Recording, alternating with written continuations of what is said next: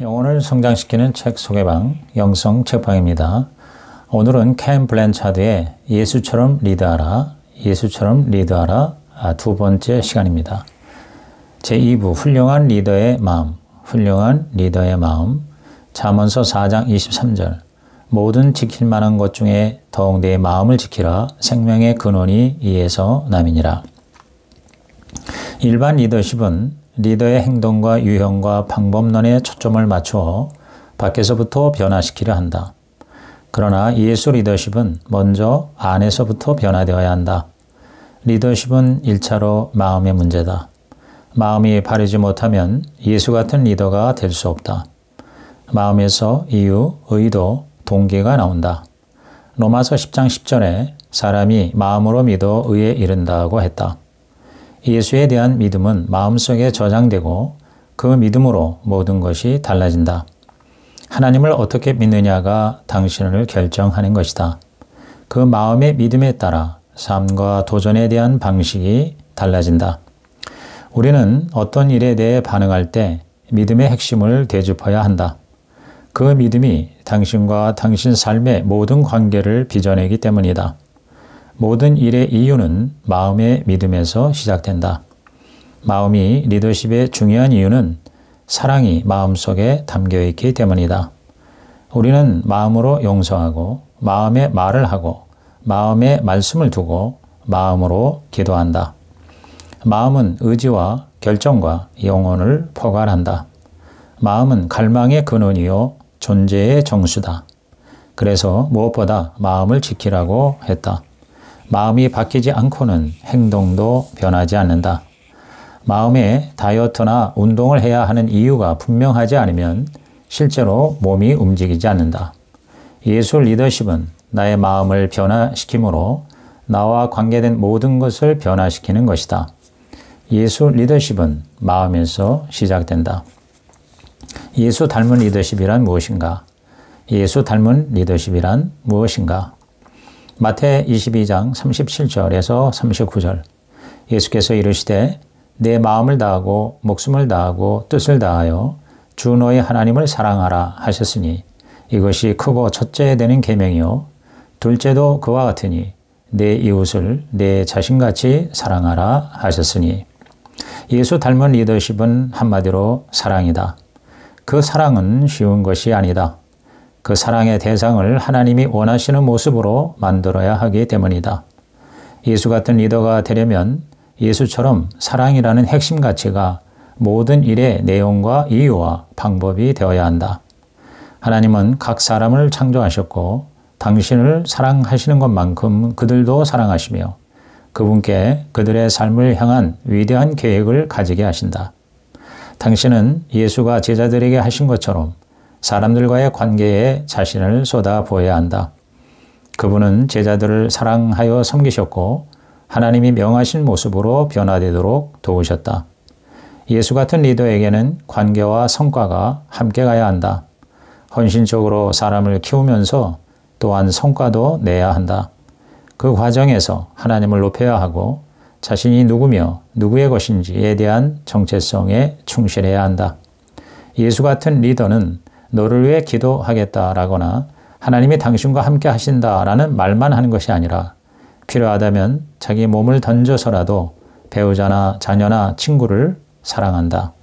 사랑하는 자에게 책임을 물으면서도 동시에 은혜와 용서를 베풀어야 한다.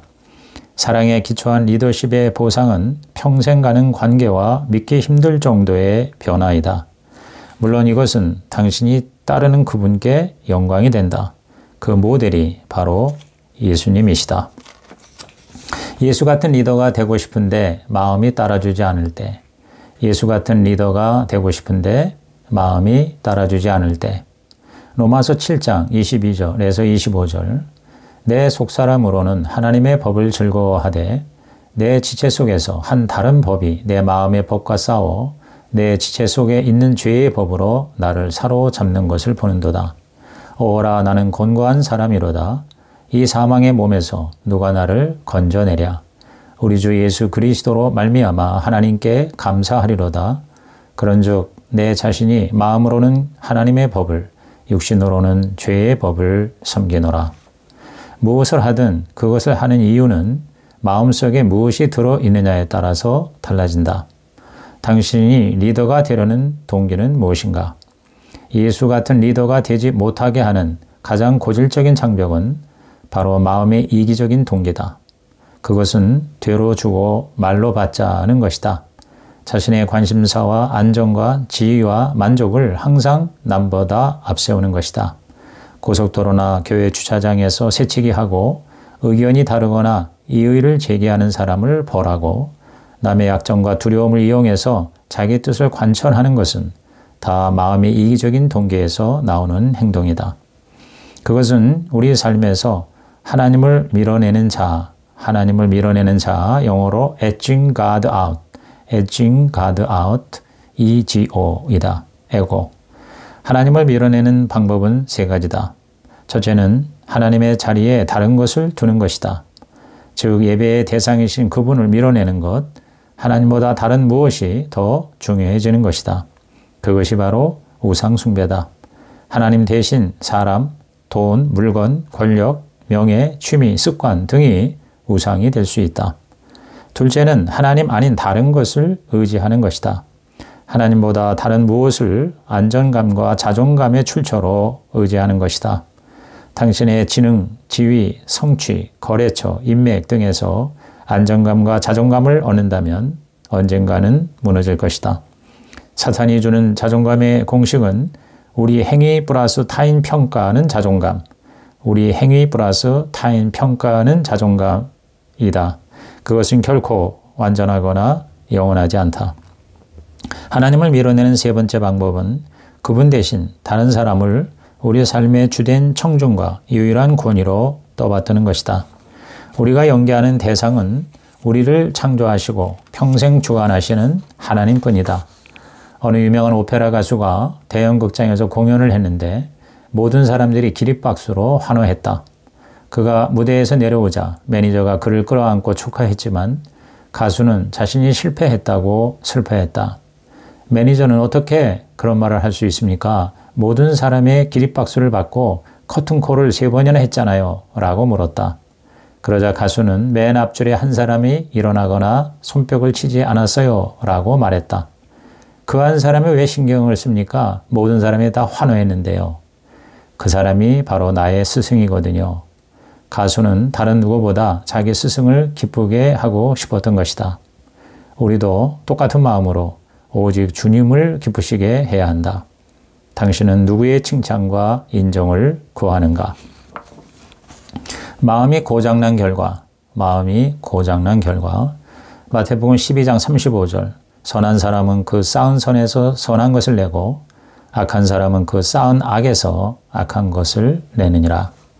하나님은 당신의 예배의 대상, 안정과 자존감과 지혜의 근원, 주된 청중이시다. 그분을 밀어내면 두 가지 문제가 발생한다. 바로 교만과 두려움이다. 교만과 두려움으로 가득한 리더는 사건에 반사적으로 반응한다. 상대의 유익을 생각하지 않고 충동적으로 반응하므로 상황을 더욱 악화시킨다. 교만하고 두려운 사람은 비판하고 화내고 말하고 탓하기에 빠르고 그 사람들의 인정과 칭찬을 덥석 받는다. 그러나 예수 같은 리더는 사건에 침착하게 대응한다. 행동하기 전에 잠시 물러나 순간의 감정을 다스린다. 예수 같은 리더는 듣기에 빠르고 비판하고 화내기에 더디고 칭찬을 남에게 돌리기에 바쁘다. 교만은 내가 더 낫다는 비교의식이다. 교만의 씨를 그대로 두면 만개하여 비극의 열매를 거두게 된다. 교만은 마땅히 생각할 그 이상의 생각을 품는 것이다.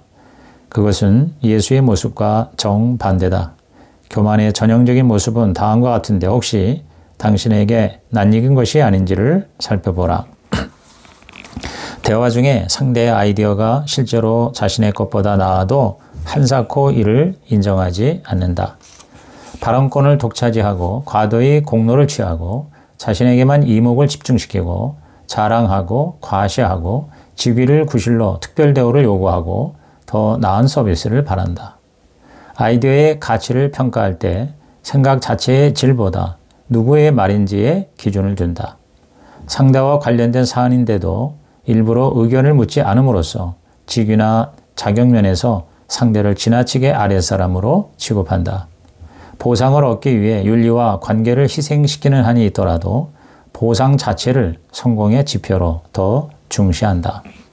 교만하지 않다고 주장하는 사람에게 하나님을 밀어내는 또 다른 치명적인 방식이 있는데 그것은 두려움이다. 죄나 위기를 두려워하고 조심하는 긍정적이고 유익한 두려움은 하나님의 선물이다. 그것을 잘 선용할 때 우리를 보호해준다. 그러나 부정적으로 반응할 때 두려움의 유익은 사라지고 하나님의 뜻에서 벗어나게 하는 독소가 된다. 우리는 날마다 해로운 두려움의 포로가 되고 있다. 해로운 두려움은 하나님을 완전히 배척하는 마음 상태다. 선한 것이 악한 것으로 변질된 상태다. 하나님을 경외하는 두려움은 우리를 살리지만 인간을 두려워하는 것은 우리를 죽인다. 해로운 두려움의 근원은 우리의 안정과 자존감을 사물이나 인간에게서 얻으려 하는 중독성의 의존이다. 중독이란 해갈 능력이 점점 줄어드는 대상을 향한 점점 심해지는 갈증이라고 정의할 수 있다. 그것은 강박으로 변해 결국 통제불능이 되는 것이다.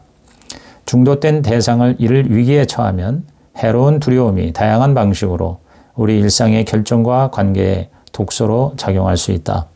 해로운 두려움은 다양한 모습으로 나타나지만 그 중심 주제는 똑같다. 바로 하나님을 제외한 다른 모든 것과 모든 사람에게서 인정받으려 한다는 것이다. 리더가 하나님을 밀어내는 자아병에 중독되면 리더의 효율성이 급격히 떨어진다.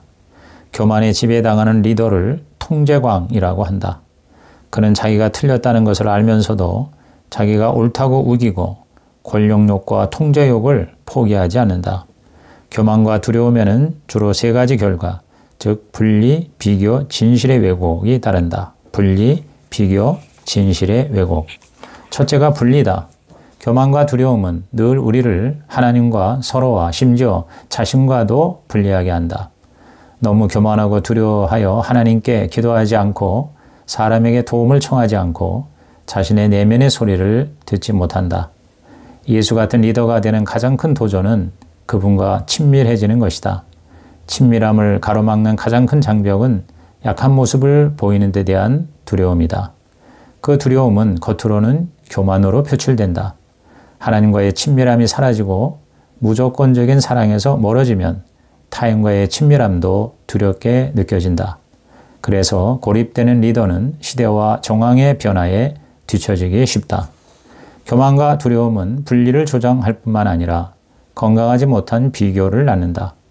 타인과 비교해서 그 우월감에서 위안을 얻는다면 이는 우리가 그만큼 교만하고 정서가 불안하며 자신의 결점을 두려워한다는 증거다.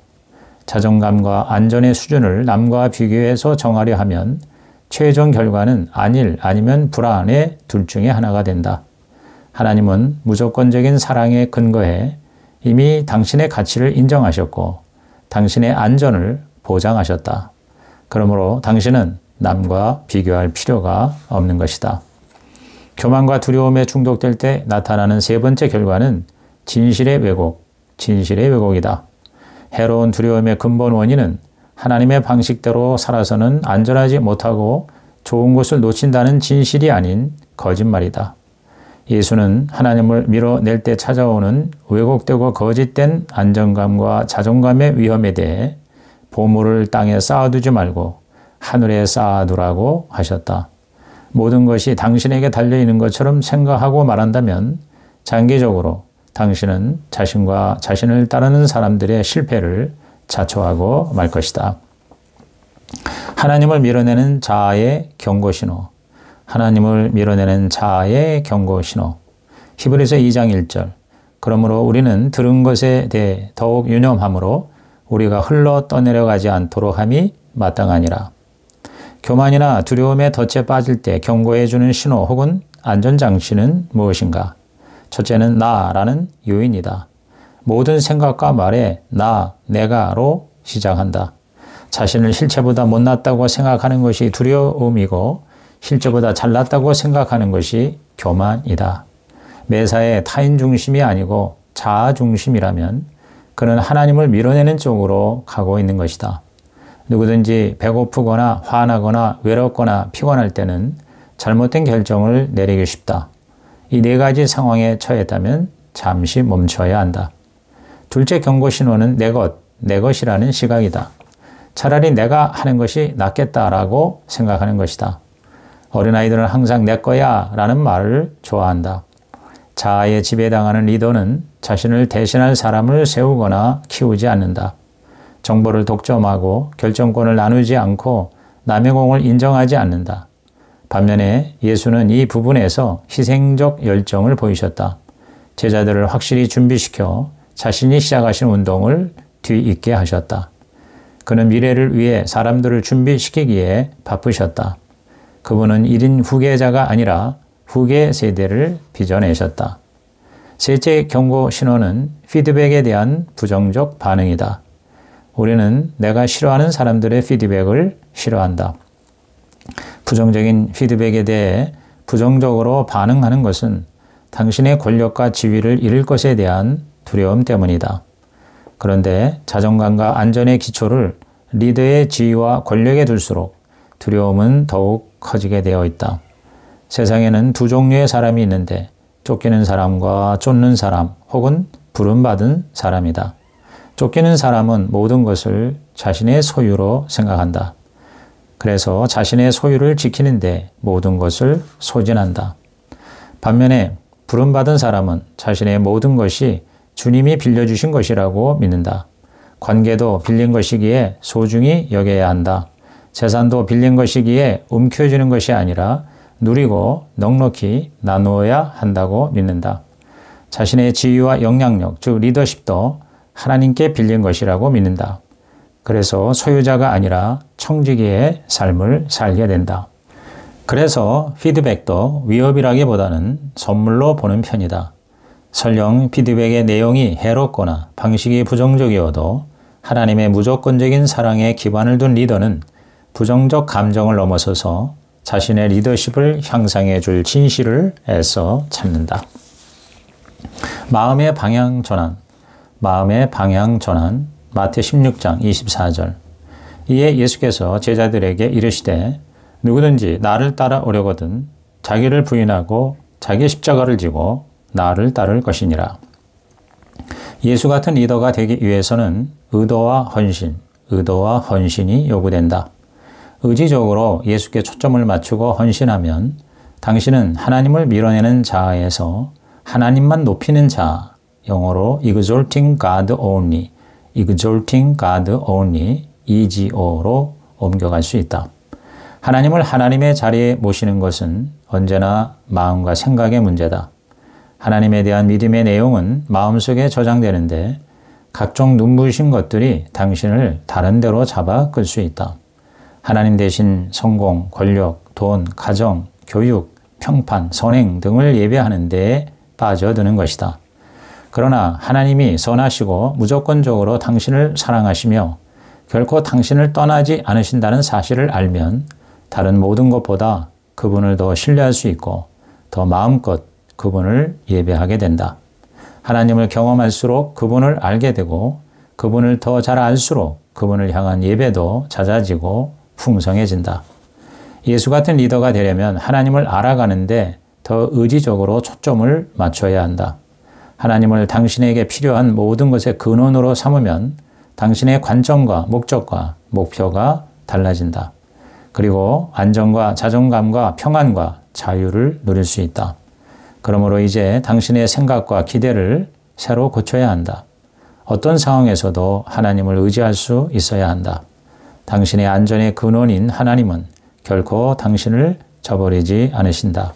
어떤 사람은 병거, 어떤 사람은 말을 의지하나 우리는 여호와 우리 하나님의 이름을 자랑하리로다. 시편 20편 7절. 자존감은 그저 자신에 대한 좋은 감정이 아니라 건강한 정체성과 목적의식에서 비롯된다. 하나님만 높이는 사람은 자신이 그분의 것임을 안다. 그리고 자신의 정체가 그분이 말씀하신 그대로임을 믿는다. 당신의 목적이 확실한 이유는 성경의 모든 약속을 지키실 하나님을 당신이 신뢰하기 때문이다. 우리는 선한 일을 위하여 하나님이 만드신 자이다. 하나님이 자존감의 근원이 되면 우리는 행위자 이전에 존재자가 되어 하나님이 지으신 본연의 자신만으로도 만족할 수 있다.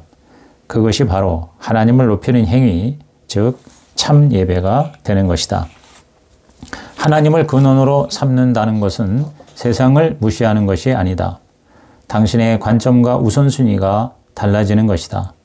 당신은 그리스도의 마음을 가졌으며 성경이 삶의 유일한 규범이 된다.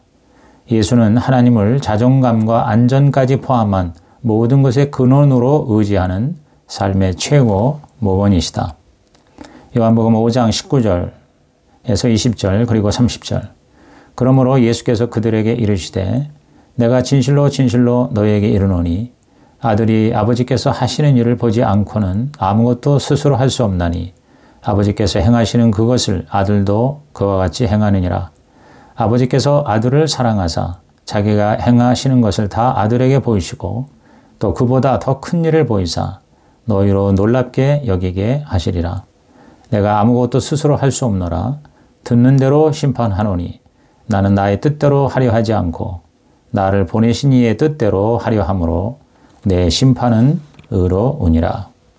하나님을 당신의 일상 업무와 인생 이야기의 청중이자 권위로 삼으라. 하나님을 청중으로 삼는다는 것은 인간이 아닌 하나님을 바라보라는 뜻이다. 하나님이 당신의 일인의 청중이시고 다른 사람은 다 배역의 일원일 뿐이다. 하나님을 당신의 삶의 권위로 삼으면 그분의 말씀에 기본으로 순종하게 된다.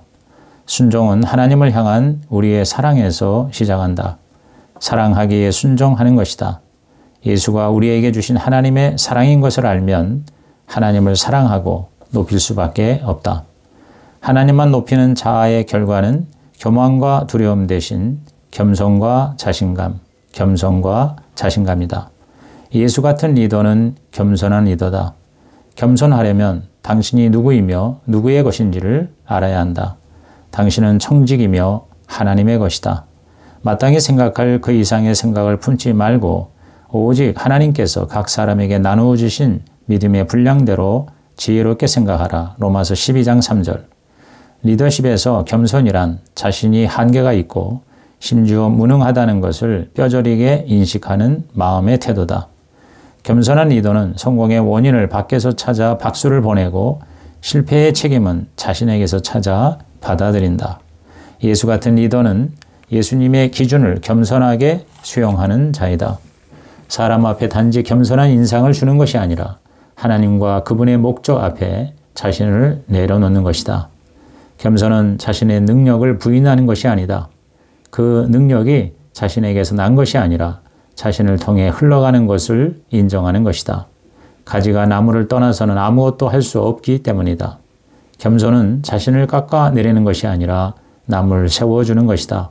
예수가 보여주신 겸손은 자신이 누구이고 누구의 것이며 어디서 와서 어디로 가는지를 아셨다는 사실에서 비롯되었다. 예수의 겸손은 아버지와의 안전한 관계에 기초하였기에 하나님께 근거한 자신감으로 모든 상황에 대처하실 수 있었다. 그 자신감이 하나님만 높이는 마음의 두 번째 속성이다. 예수는 아버지가 무조건 자신을 사랑하심을 아셨다. 거기서 생긴 자신감으로 예수는 이 땅에 오신 목적에 끝까지 집중하신 것이다. 하나님께 근거한 자신감의 부산물은 모든 지각에 뛰어난 하나님의 평강이다.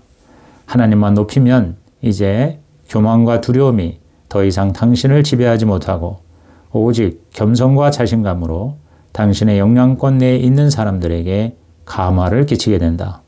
하나님만 높이면 우리의 관점이 달라지는 것이다.